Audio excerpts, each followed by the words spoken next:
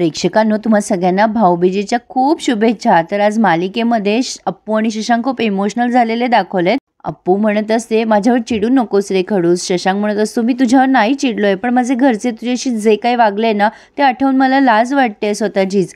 अप्पू म्हणत असते, असं का बोलतोयस खडूस तू, माझी माणसं नाही आहेत का रे ती? शशांक म्हणतोय, अगं अपूर्वा, तू जितकं त्या माणसांना आपलं मानलंस तेवढं त्यांनी तुला मानायला हवं होतं ना।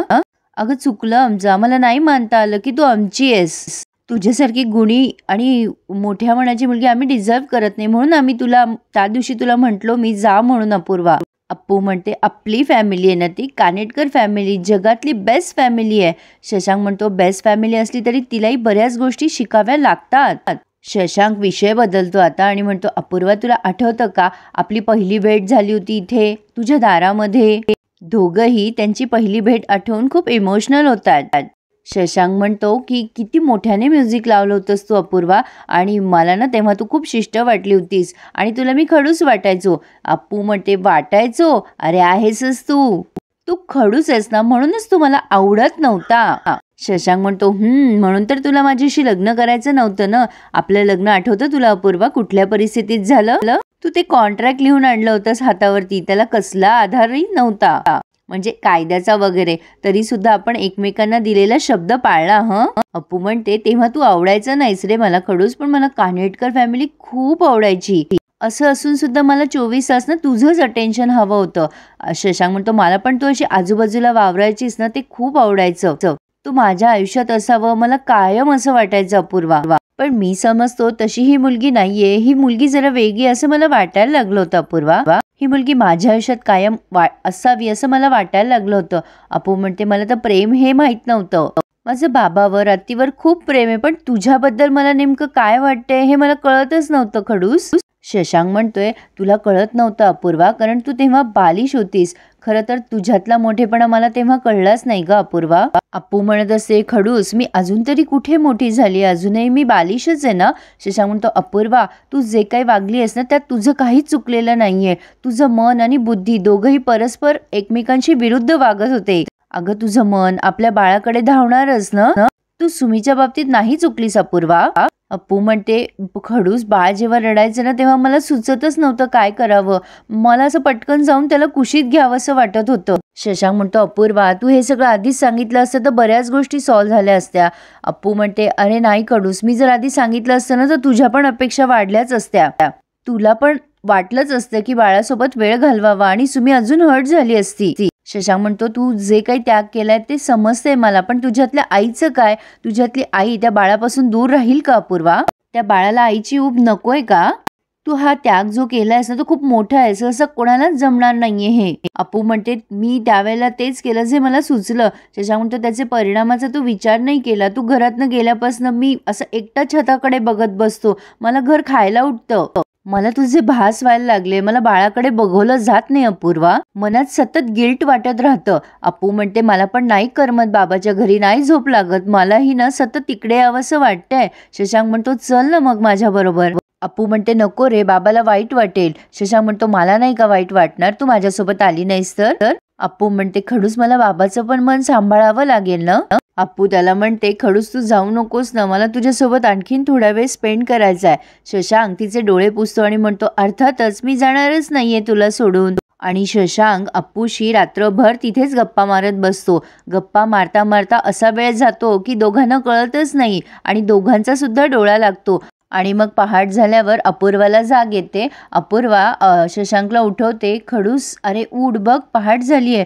शशांक म्हणतो, अरे बापरे, कधी डोळा लागला कळलंच नाही ना अपूर्वा। अप्पू म्हणते, बसून बसून तुझी पाठ दुखेल, अशीच चला आज झोपूयात। शशांक म्हणतो, नको नको, मला आता घरी निघू दे, खूप उशीर झालाय ऑलरेडी, रात्रभर इथेच होतो ना मी। अप्पू म्हणते, अरे असं काय करतोयस, फ्रेश हो, थोडी कॉफी पी। शशांक म्हणतो, नको अपूर्वा, मला जाऊ दे घरी, खूप वाट बघत असतील घरचे सगळे। आता अप्पूला तो बाय करतोय।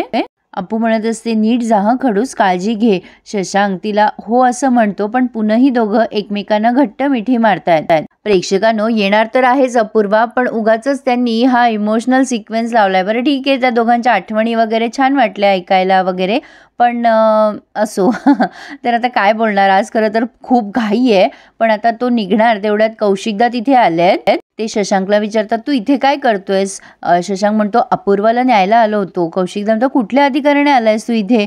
शशांक म्हणतो, असं काय करता सर, माझी बायको आहे ती, माझं कुटुंब आणि मी नाही राहू शकत तिच्याशिवाय. कौशिकदा म्हणतात, काल असं तू म्हणालास की निघून जा, मग आता कुठल्या तोंडाने मी तुझ्याकडे तिला पाठवू? शशांक म्हणतो, तिला यायचं असेल तर.